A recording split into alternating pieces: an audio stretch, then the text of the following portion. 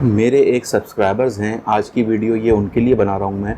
कल उन्होंने मेरी एक वीडियो पे कमेंट करके मुझसे रिक्वेस्ट की थी और एक सवाल करा था, तो मैंने उनको ये जवाब दिया था कि ये जो आज की मैं वीडियो है यानी कि कल की वीडियो, ये मैं आपके लिए बना दूँगा। उनका सवाल मुझसे ये था कि सर, ये जो लैपटॉप्स होते हैं 4th generation, 5th generation, 6th generation, 7th generation, ये भी जितनी भी जनरेशन्स हैं लैपटॉप की, इनमें क्या डिफरेंस होता है और इनके क्या क्या फ़ायदे होते हैं। तो अगर आप इसकी वीडियो मेरे लिए बना दें, तो मैंने उनसे प्रॉमिस करा था कि जो है आज मैं उनके लिए वीडियो बनाऊंगा। तो आज टाइम निकाल के मैं उनके लिए वीडियो बना रहा हूं, जिसके अंदर मैं आप लोगों को तमाम डिटेल बताऊंगा कि जो जनरेशन्स होती हैं इसके अंदर क्या डिफरेंसेस होते हैं। अस्सलाम वालेकुम फ्रेंड्स, कैसे हैं आप सब लोग? उम्मीद है आप सब खैरियत से होंगे। मैं हूं जाजिब, आप देख रहे हैं टेक वीडियो रिव्यूज़। आज की वीडियो में आप लोगों को मैं बताने जा रहा हूँ कि ये जो लैपटॉप की जनरेशन्स होती हैं, 4th generation, 5th generation, 6th generations, इन जनरेशन्स के अंदर आपस में क्या क्या डिफरेंसेस होते हैं और इनके क्या क्या फ़ायदे और नुकसान हैं, ये तमाम डिटेल आप लोगों को इस वीडियो के अंदर मैं बताने जा रहा हूं। तो वीडियो को एंड तक देखिएगा, मिस नहीं करिएगा।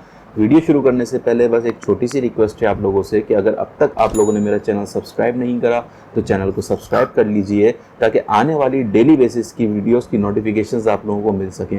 और अगर ये वीडियो आप लोगों को अच्छी लगे तो वीडियो को लाइक ज़रूर करिएगा और अपने फ्रेंड्स एंड फैमिली मेम्बर्स में शेयर ज़रूर करिएगा। तो चलें बिना टाइम ज़ाया करे स्टार्ट करते हैं हम लोग अपनी वीडियो को। जी तो फ्रेंड्स, ये जो लैपटॉप्स होते हैं हमारे जनरेशन्स वाइज, आप लोगों ने पहले देखा होगा कि ये फर्स्ट जनरेशन से स्टार्ट हुए थे कि first generation, second generation, third generation, 4th, 5th, 7th, अब तो 10th और 11th जनरेशन तक जो है वो लैपटॉप आ गए हैं। इनमें क्या क्या डिफरेंसेस हैं ये मैं आप लोगों को बताता हूं, ताकि आप लोगों की मालूमात में इजाफा हो सके और आप लोग सही चीज़ जो है परचेज़ करने के लिए अच्छा डिसीजन ले सकें।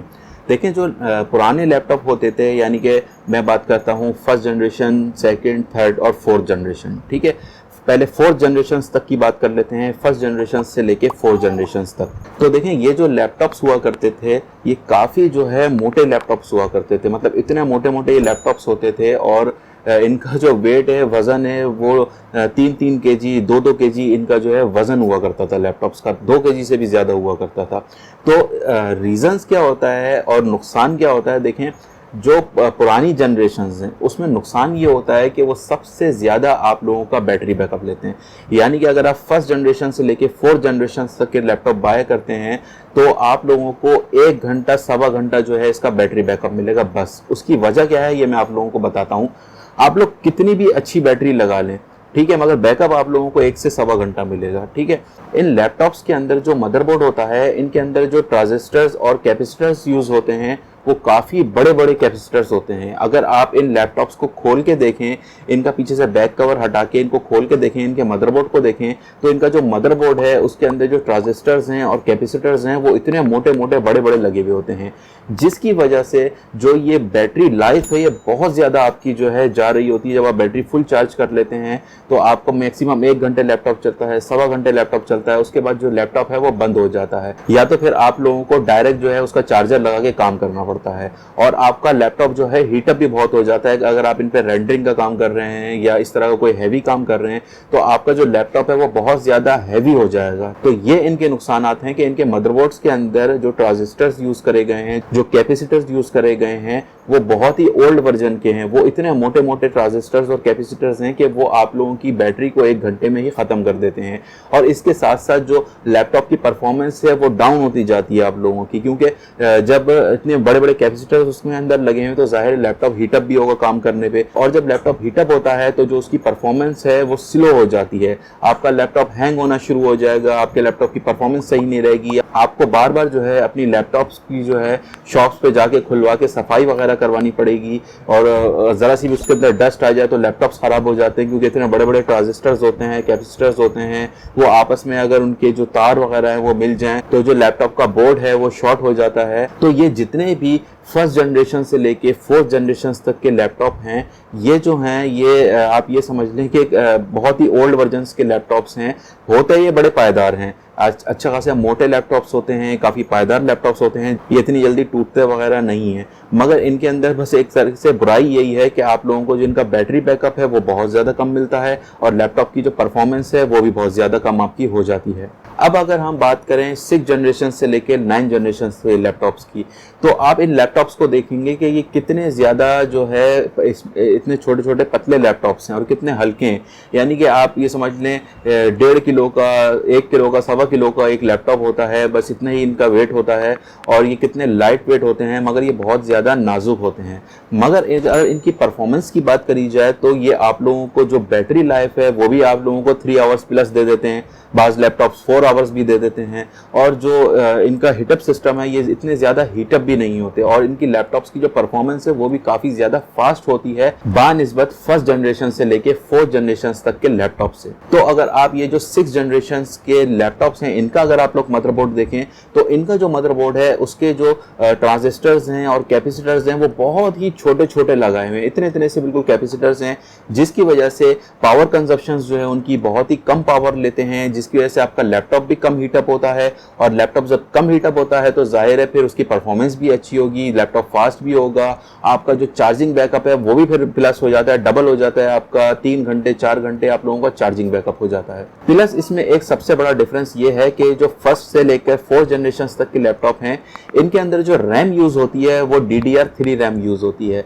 जबकि ये जो 6 जनरेशन के लैपटॉप हैं, बाज़ औक़ात 5 जनरेशन के लैपटॉप्स में भी, और खासतौर पर 6 जनरेशन से लेकर 9 जनरेशन तक के ये जितने भी लैपटॉप्स हैं, इनके अंदर जो रैम यूज हो रही है वो DDR4 रैम यूज हो रही है, लेटेस्ट रैम यूज हो रही है। अब तो DDR5 भी आ चुकी है, तो मैं आपको अभी DDR4 का बता रहा हूँ कि DDR4 रैम यूज हो रही है 6 जनरेशन से लेके 9 जनरेशन तक के लैपटॉप में, जिससे जो लैपटॉप की परफॉर्मेंस है वो डबल से भी ज़्यादा आपकी हो जाती है, उसकी स्पीड ज़्यादा हो जाती है, उसकी परफॉर्मेंस अच्छी हो जाती है, रेंडरिंग अच्छी हो जाती है आपके लैपटॉप की। प्लस उसके अंदर जो बोर्ड यूज़ करा गया है, तमाम जितनी ICs यूज़ करी गई हैं, अच्छी टेक्नोलॉजी की यूज़ करी गई हैं, टेक्नोलॉजी को एडवांस कर दिया गया है, तमाम जितने भी कैपेसिटर्स और ट्रांजिस्टर्स वगैरह थे उनको छोटा कर दिया गया है, बहुत ज़्यादा स्मॉल कर दिया गया है, जिसकी वजह से आपके जो लैपटॉप हैं वो कम हीटअप होते हैं और परफॉर्मेंस जो है बेटर देते हैं, बेहतरीन परफॉर्मेंस देते हैं। तो यहाँ पे ये बड़ा डिफरेंस आ जाता है फर्स्ट जनरेशन से 4th जनरेशन और 6 जनरेशन से 9 जनरेशन के लैपटॉप के अंदर। अब अगर हम बात करें बहुत ही एडवांस लैपटॉप्स की, तो यहाँ पे फिर आ जाता है 10 जनरेशन लैपटॉप। जो 10 जनरेशन लैपटॉप्स हैं ये बहुत ही ज़्यादा एडवांस कर दिए हैं। इनके अंदर आप ये देखें कि ये बिल्कुल ही आधे आधे इंच के लैपटॉप होते हैं, इतने पतले पतले से लैपटॉप्स होंगे, आप उठाएंगे तो ग्राम्स के अंदर इनका वेट होगा। ये तो यानी कि ये समझ लें कि 300 ग्राम 400 ग्राम के ये लैपटॉप्स होते हैं, मैक्सिमम 700 ग्राम्स के लैपटॉप्स होते हैं, इतने हल्के हल्के लैपटॉप्स होते हैं। उसकी वजह क्या है कि इसके अंदर जो टेक्नोलॉजी यूज़ करी गई है, जो मदरबोर्ड यूज़ करा गया है वो इतना लाइट वेट है और तमाम चीज़ों को चिपसेट में कन्वर्ट कर दिया गया है, हर चीज़ को चिपसेट में कन्वर्ट कर दिया गया है। जितने भी ट्रांजिस्टर्स थे, जितने भी कैपेसिटर्स थे, उनको चिपसेट में कन्वर्ट कर दिया गया है। इतनी इतनी सी उसकी जगह चिपें लगा दी हैं, या अगर वो लगाए भी हैं ट्रांजिस्टर्स या कैपेसिटर्स तो इतने इतने से समझ लें चावल के दाने के बराबर के कैपेसिटर्स लगे हुए हैं। अगर आप मोबाइल देखें, मोबाइल आप लोगों ने बहुत बार खुलवाया होगा, सही करवाया होगा, तो मोबाइल का जो बोर्ड होता है उसके अंदर क्या होता है कि इतने इतने बड़े कैपेसिटर्स लगे होते हैं? नहीं, मोबाइल का जो बोर्ड होता है उसमें एडवांस टेक्नोलॉजी यूज हुई हुई है। मोबाइल के अंदर जो कैपेसिटर्स यूज हुए हुए होते हैं, आप देखेंगे इतने इतने से जो है वो चावल के दाने के बराबर के कैपेसिटर्स छोटे छोटे से यूज हुए हुए होते हैं, जिससे कि हमारी जो मोबाइल की बैटरी की परफॉर्मेंस है वो कितने घंटे चलता है कि अगर हम एक बार चार्ज कर लेते हैं 2 दिन का बैकअप हमें वो देता है, 3 दिन का बैकअप देता है हमें, 24 घंटे यूज करने पे मैक्सिमम अगर आप ये समझ लें कि 1.5 दिन का बैकअप दे देगा, 1 दिन का बैकअप दे देगा। उसकी वजह क्या है कि अच्छे ट्रांजिस्टर्स यूज करे गए हैं, छोटे ट्रांजिस्टर्स यूज करे हैं, छोटे कैपेसिटर्स यूज करे गए हैं, जिसकी वजह से मोबाइल के बोर्ड के ऊपर लोड नहीं पड़ता और उसके जो मोबाइल का हीटअप सिस्टम है वो हीट नहीं होता मोबाइल और आपको परफॉर्मेंस अच्छी देता है। तो यही जो पूरा मोबाइल सिस्टम है ये यूज करा गया है 10 जनरेशन 11 जनरेशन के लैपटॉप के अंदर, और इनके बोर्ड को टोटली जो है चिपसेट बोर्ड बना दिया गया है। हर जगह जितना जहां भी ट्रांजिस्टर्स यूज हो रहे थे, जहां पे भी कैपेसिटर्स यूज हो रहे थे, उन तमाम की जगह चिपसेट सिस्टम यूज कर दिया गया है। छोटी छोटी चिप्स लगा दी गई हैं या ट्रांजिस्टर और कैपेसिटर लगाए हुए भी हैं, तो मैंने जैसे आप लोगों को बताया इतने इतने से लगाए हुए हैं। तो वो जो आपके लैपटॉप्स हैं वो हीटअप ही नहीं होते, वो जिस तरह का आपका मोबाइल की परफॉर्मेंस होती है इस तरह की परफॉर्मेंस दे रहे होते हैं। और उनकी जो बैटरी टाइमिंग होती है 10 और 11 जनरेशन के लैपटॉप्स की, वो कितने कितने घंटे होती है, 12-12 घंटे 10-10 घंटे उनकी टाइमिंग होती है। उसकी वजह यही होती है कि उसके अंदर जो कैपेसिटर यूज हुए हुए हैं वो बहुत ही छोटे छोटे चावल के दाने के बराबर के यूज हुए हुए हैं, और उनके अंदर रैम भी जो है DDR5 यूज करी गई है, किसी के अंदर DDR4, किसी के अंदर DDR5। तो इसकी वजह से उनकी जो परफॉर्मेंस है वो डबल से भी ज़्यादा हो चुकी है। और मगर उनके अगर प्राइजेस की बात करें तो फिर उनके प्राइजेस भी हाई हैं, वो 2.5 लाख, 2 लाख, 3 लाख, 1.5 लाख, ये उनके प्राइजेस हैं। तो बताने का मतलब ये है, ये जितनी भी मैंने आप लोगों को डिफरेंसेस बताए, आप लोग अपनी रिक्वायरमेंट के हिसाब से लैपटॉप सेलेक्ट कर सकते हैं। अगर आप लोगों की कम रेंज है तो फिर आप लोग 3rd 4th जनरेशन की तरफ जाएं, वो भी अच्छे लैपटॉप्स होते हैं, चल जाते हैं, मगर उसमें नुकसान क्या हैं वो मैंने आप लोगों को बताया। अगर थोड़ी अच्छी रेंज है तो 6 जनरेशन से 8 9 जनरेशन तक आप लोग चले जाएं, वो आप लोगों को जो है 1.5 लाख में, 1,40,000 इस तरह की रेंज में मिलेंगे। और अगर आप लोगों की अच्छी बजट है, अच्छा रेंज है, तो फिर आप लोग स्विच कर जाएं 10th और 11th जनरेशन लैपटॉप की तरफ। वो आप लोगों को महंगे तो मिलेंगे मगर मज़ा आ जाएगा उनमें काम करने का। तो बहुत ही जो है आप लोगों को अच्छी परफॉर्मेंस वो प्रोवाइड करेंगे। और वैसे आप लोग काम कर सकते हैं तमाम जनरेशन्स के ऊपर, जिस पे भी आप लोग चाहें, जो भी आप लोगों के बजट के अंदर आए। डिफरेंसेस, नुकसान और फ़ायदे मैंने आप लोगों को बता दिए। अब ये आप लोगों के ऊपर है कि आप लोग कौन से अपने लिए लैपटॉप और जनरेशन सेलेक्ट करते हैं। जी तो फ्रेंड्स, कैसी लगी आप लोगों को ये लैपटॉप जनरेशन्स की वीडियो, कमेंट्स में ज़रूर बताइएगा। और अगर अब तक आप लोगों ने मेरा चैनल सब्सक्राइब नहीं करा तो चैनल को सब्सक्राइब कर लीजिए, ताकि डेली बेसिस पे इस तरह की आने वाली वीडियोस की नोटिफिकेशंस आप लोगों को मिल सकें। और अगर ये वीडियो अच्छी लगी हो तो वीडियो को लाइक ज़रूर करिएगा और अपने फ्रेंड्स एंड फैमिली मेम्बर्स के साथ शेयर ज़रूर करिएगा। शुक्रिया।